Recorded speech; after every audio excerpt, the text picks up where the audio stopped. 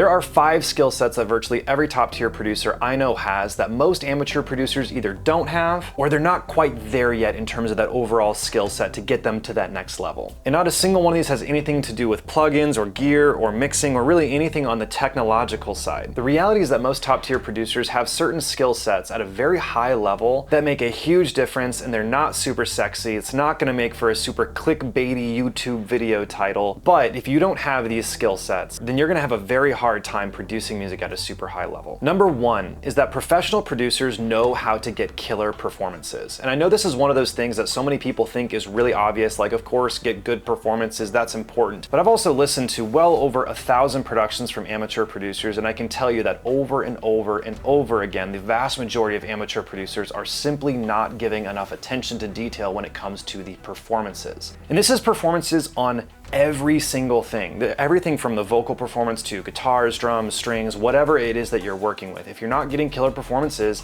then you're gonna have a subpar production, period. End of story. If you do everything else right but have subpar performances, I'm sorry, but that song, that production is not going to sound professional. And this really does fall on the shoulders of the producer to be able to get those. Obviously, the musicians matter, getting good musicians matters, but I have found that I've been able to work with musicians and really help them elevate their own skill set in the studio to get the best performances possible. Now, there are many facets of what a great performance is, the most obvious of these being play the right notes. I think this is the most simple, bare minimum thing possible. Play the right notes. When it comes to vocalists, this would be singing the right notes and singing the right notes in pitch. But the problem is that so many producers stop there. They expect that is a good performance, is just the right notes being played. But playing the right notes should be an absolute bare minimum. The next thing is playing things with really good timing. It doesn't have to be perfect timing, but really good timing. And I can tell you right now that this is one of the things I am adamant about when I'm in the studio. It doesn't matter if I'm working with a vocalist, if I'm recording strings, if I'm doing drums, bass, guitar, it does not matter what we're talking about.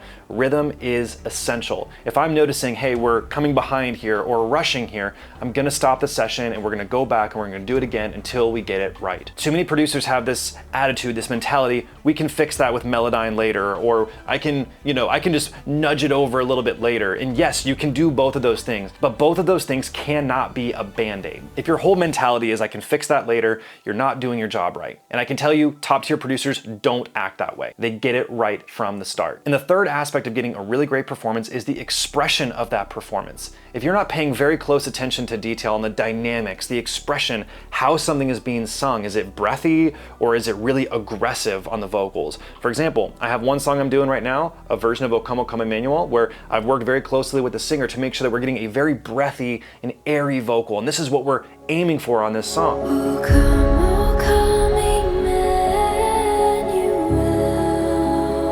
And you can contrast that with another song that I did called I Can Be the Villain, where the whole approach of this song is to be very aggressive, it's very punchy, it's very attacky, and it sounds totally different. And that's asking the singer, hey, we need to do it this way, and that's an expression choice. so I can be the villain. Every hero needs a mission. So I think you can hear just between those two songs, just that alone, there's a lot of variation you can find in between the different extremes. Some great producers are going to pay a lot of attention to detail on the expression of those performances, not only globally, but also when it comes down to the individual phrases of how something is being performed, whether that's being sung or whether that's being played by an instrument. And this also qualifies for MIDI as well. I think a lot of people think MIDI is just, just program the MIDI, but like MIDI has expression too. There's velocity controls, modulation controls, expression, dynamic controls. All of those things matter if you want to have a killer performance. Number 2 is that professional producers have the skill set of creating incredible arrangements. This is something I've talked about a bunch in my videos, but this is something that cannot be overstated. Arrangement can really be described as what is happening, when is it happening, and then what is that thing doing. So you have a piano, that piano is happening in the intro, that piano is playing chords, right? And you can decide this for every single sound that is happening within a production. And what so many amateur producers do is when they create their arrangements, they have chords and then more chords and then a drum beat and then like the vocal, and they're not actually thinking through how does this arrangement need to feel throughout the entire progression of this song? What's the emotion of verse 1? How is the emotion of verse 2 different than the emotion of verse 1? And we're actually using the instruments, what those instruments are, what those instruments are doing, and then obviously when they are happening to change how we perceive the emotion throughout the whole production. And so many amateurs go through producing music in such a way where they're just kind of throwing things in. They're not actually thinking about what the intention of the song is. They're not looking at the lyrics of the song or looking at the melody of the song and listening back to it thinking, how does this need to be felt? How does a listener need to feel with every single moment that is happening? Every single conversation I have with my friends who are some of the best producers in the world is that we're thinking about, how is this going to be felt? What is the intention behind this? What is the listener going to experience in verse 1? And how is that experience going to change in verse 2? And you'll notice that the language that I'm using has nothing to do with the specific sound or the specific thing that's happening, but this is deeply integrated into arrangement. If you think about what arrangement really is, arrangement is really thinking through what is the emotion of the song and then how is that going to be executed through the choice of sounds, through the choice of what those sounds are doing. When are there drums? Are there drums the whole time, or are there moments where the drums come out? This also falls in line with the dynamic of the overall production. Is this production going to have a lot of dynamics, or is it going to be a little bit more truncated in terms of the dynamics? And I can tell you that dynamics is one of those things that makes a song more interesting. If the song is loud from the very beginning all the way to the very end, that tends not to be as interesting because then the high point is just the whole song, rather than maybe starting somewhat soft and then developing and then coming back down and then getting big again and coming back down and then getting big again. Obviously this is going to be genre dependent, right? So I don't want you guys going in the comments saying, well, Nathan, like rock music is just loud all the time. But within rock, you're still going to have dynamic variety, dynamic variation. It's just not going to be quite as extreme. In the same way, if you're doing lo-fi music, there's not going to be a radical dynamic shift, but there is still a dynamic level. And the dynamic level starts globally, but it goes all the way down into the individual phrases of how that dynamic is performed. And this is a skill set. This is not just some talent. This is something that I personally have gotten better every single year of my experience of being a producer. I get better and better and better at this. And this is actually one of those things that I spend the most time thinking about. I spend more time thinking about the arrangement than anything else. Like I'm not spending time thinking about, okay, like how am I going to use EQ or compression in this? That's like a fraction of the time that I'm spending actually working on the songs I'm working on. That's number 2, my friends, arrangement. Skill set number 3 is that professional producers have a very good skill set of understanding great sound selection. And again, this is a skill. I think so many people have it in their minds that picking great sounds and knowing what sounds to work on is like a talent, and obviously some people do have higher levels of talent than others. But again, this is a skill set. This is something you can practice and spend time honing in on. The difference between really great sounds and subpar sounds makes one of the biggest difference out of everything that we can talk about. If you're using really cheap sounding sounds compared to sounds that sound expensive, it's gonna make a radical difference on how your production is heard by your listener. And chances are you know what I'm talking about. You've heard productions where you think this just sounds cheap. And in most cases, that's not a matter of compression or EQ or reverbs or delays. It actually has everything to do with the actual sounds being used. Great producers are able to identify sounds and usually do it very, very quickly as to what things sound the best for what specific application it needs to be used for. And in my opinion, the absolute best way to get better at finding great sounds and knowing what great sounds are is to use references. You probably hear people talk about references all the time, but this is one of the things I've recommended to people over and over and over again and have noticed a huge difference with the people that actually do it, is that what you should be doing is finding the music that you love, the music that you want to be creating, and literally copy that. And I don't mean copy it as in like use it as a reference. I'm actually talking about literally copy it. This is something I've also heard a lot of my friends, top tier producers, they actually do this. I do this. To this day, I still do this. In fact, just earlier this week, it's Friday right now, just earlier this week, I was doing this. I was reproducing a song that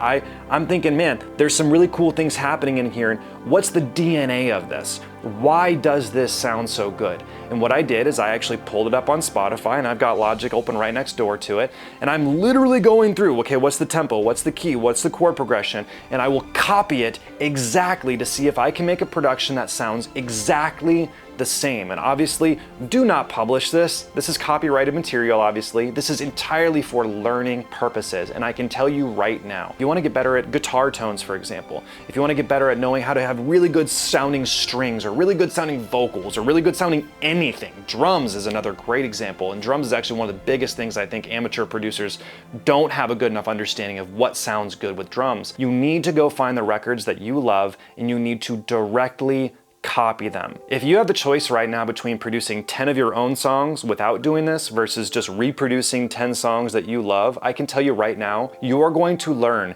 infinitely more by reproducing 10 of your favorite songs directly. Copy it. Actually copy it and see if you can get it to sound just as good. Because what you're gonna find is that, oh man, those guitars are a lot more mid-rangey than I thought they would be. Oh man, that snare is a lot more fat. It has a lot more of that kind of thump to it than I would have expected. And the thing is that you're gonna start actually identifying, oh wow, I tend to use these sounds, but they're using these sounds and it sounds like this, and no wonder my thing sounds different. And the more you do this, the more you're gonna get into a place where you'll actually understand how things are supposed to sound. And you're also gonna start to figure out where you can start pushing it and being creative in your own way, because you don't want to just copy. But in my opinion, the entry point to learning something and getting at a high level is you gotta start by copying what other people are doing. You gotta do the things that other people are doing that are doing it at a high level, and then you adapt it, you modify it, you make it your own. That's number 3. Is that number 3? Number 4. Professional producers focus on making 1,000 small decisions at a very high level, and they don't think that there's one big secret or one big hack that's gonna make all the difference in the world. This really comes down to a whole attitude, a whole way of thinking. So many amateur producers, so many aspiring producers are stuck in this rut, in this loop of watching videos saying, this one trick is gonna save your life, this one thing is gonna do this one EQ hack is gonna make all the difference in the world, and you watch the video and it turns out it's just telling you to use a high pass filter. I'm sorry, but a high pass filter is not gonna make or break your productions. Like, I can literally guarantee that. Professional producers focus on 1,000 small decisions. And if you're gonna be a good producer, if you want to be a really great producer, then you need to understand that making great music is about making 1,000 small decisions and doing them intentionally, doing them wisely, and being decisive about those decisions, and not about thinking that your production has like one little hack or one little trick or one big thing. If I use this compressor on this vocal, it's gonna make all the big difference in the world, because none of that is true. The truth is that we've all been fed a huge lie through social media over the last several years that gives us this perception, that gives us this idea that there is somehow like one secret thing that producers are just holding back from you. They're hiding it from you. They're not telling it to you. But the truth of the matter is, that's not true. The truth of the matter is that really great producers are just extremely focused on details. They're focused on the nuances of music. They're focused on every small little thing and doing it at a very high level. I'm gonna give you one simple example on a production I'm working on right now, where we have all these vocal layers, and I'm cutting the breaths out of all of the doubles and all of the harmonies, but leaving the breaths on the lead vocal. Why am I doing that? Well, I'm doing that because if I leave all the breaths, then that breath sounds really big. It just sounds like a huge breath from a lot of different people. Whereas if I cut those breaths and just leave the single breath at the lead vocal, it sounds way more natural. That's such a small decision. That's the kind of decision that frankly most amateur, most aspiring producers, they're not gonna do that because they're so focused on like, what's the one big thing, instead of getting focused on every single little detail. But with that said, not every single little detail has to be executed perfectly. We're actually gonna talk about that here in just a second on this last tip. But the truth is that great producers are focused on nuance. They're focused on detail. They're focused on the little things. Those little things. Great productions, great music is never a combination of just one or two big things. It's always a combination of 1,000, 2,000, 5,000 decisions that were made, and all of them were made intelligently, with intent, with purpose, and decisively. Too many producers are making decisions and they're doing things without even considering why they're doing them. If you actually start considering, why am I making that move? Why am I gonna do this thing? Oh, I'm doing it because of this. Like that example I just gave you on the vocals. I actually have a purpose, a reason for cutting the breaths out of those vocals. I have a reason for doing it. It's not random. It's not like I was like, oh, that sounds like a good idea. It's a, good little fill my time here for 5 minutes to do this. I'm doing it because there's an intention behind it. And that's just one example of like 1,000 examples I could give on a single production. So if you want to take your music to the next level, so much of it has to do with, first of all, purging your mind of this idea that there is one thing that's going to make all the difference in the world, and instead fill your mind with focus and intent and purpose on the small choices instead, because those are actually going to get you further. Number 5, professional producers have a skill of making decisions quickly and focus on progress rather than focusing on perfection. It's really funny because I actually watched a video recently with Tommy Prophet, who's really one of my heroes, and I've been fortunate enough to get to know him a little bit as well. And one of the things that he made a comment of pretty frequently is that I do this one thing and it's probably wrong, but I like how it sounds. And that really made me think a lot about how the fact that really great producers are not so concerned about the right way or the perfect way or the correct, oh, well, this is the scientific way of doing it. They're instead of focused on progress, and they're instead focused on making decisions that they like. So this is kind of a 2-for-1. Really great producers, they have good taste. They actually know what they like. If you want to be a great producer, you got to start by first deciding, what do you like? Because if you don't even know what you like, you're going to be stunted all the time to be able to make good decisions. Because if you don't have a strong taste of, I want it to sound like this, then you're not going to be able to make decisions. So that's kind of a 2-for-1 in there. But great producers, they make decisions quickly, and they're not as worried about the perfection side of things, and they're way more focused on progress. One of the things I've noticed within the relationships that I have of producers who are working on everything from like literally A-list artists all the way down into the producers you've never heard of, but they're still working on great music, is that they are oftentimes working on a lot of music all the time. And the only way you can work on a lot of music at the same time is if you're finishing that music and you're actually progressing with that music. And so many times amateur producers have this thought that this great song is gonna take me like a month to do. When in reality, most of the songs that you hear, most of the songs that you love were probably made so much faster than you have any idea of how they were made. And the reason I'm putting this last is because in order to have this skill set, to be able to be decisive and to be able to make great decisions, is you need to first have 1, 2, 3, and 4 of these skills to get to that point. In order for you to make decisions quickly and be able to rise up at that level is for you to be able to know what those skills are in the first place to focus on, and then to be able to adequately apply those things into your music with strong taste, strong decision-making skills, and to be able to go with it with confidence. Because so many people get stuck out of anxiety, out of fear, and out of a lack of confidence. And I've noticed this so many times, even with artists that I've worked with, is you get to a point in time where you realize this is getting pretty close to getting done, and then things slow down because there's a lot of resistance of, well, if it's almost done, then that means I have to put this out, and I have to put this out, then that means I'm gonna get judged, and if I'm gonna get judged, then, oh man, there's all this insecurity wrapped around that. And what I've noticed within great producers is they push to the end. They're not worried about what happens when it's done. Their entire focus is, let's get this done. And when it's done, the rest can worry about the rest. So don't let fear or anxiety or looking at what happens after it's done be the reason that you're not making strong decisions. Focus on progress. And the reason I'm saying this is a skill set is because this is a learnable thing. This is not just something that's baked into some people have it, some people don't. This is a characteristic and a quality that you can actually take and you can get better at. You have to decide, I want to get better at making decisions. So how do you get better at making decisions? Well, the first thing is, and the most obvious thing is, set a timer. Put a timer for 30 minutes and say, I'm going to get X, Y, and Z done in this time, and whatever the state of it is at the end of that timer, it's done. And then you got to move on.